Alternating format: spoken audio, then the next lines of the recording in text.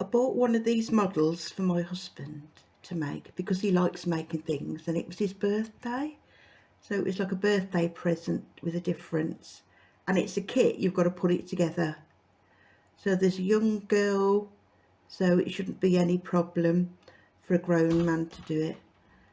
Let's see how he's getting on.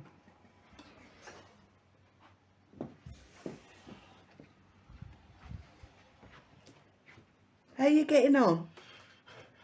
Fuck off!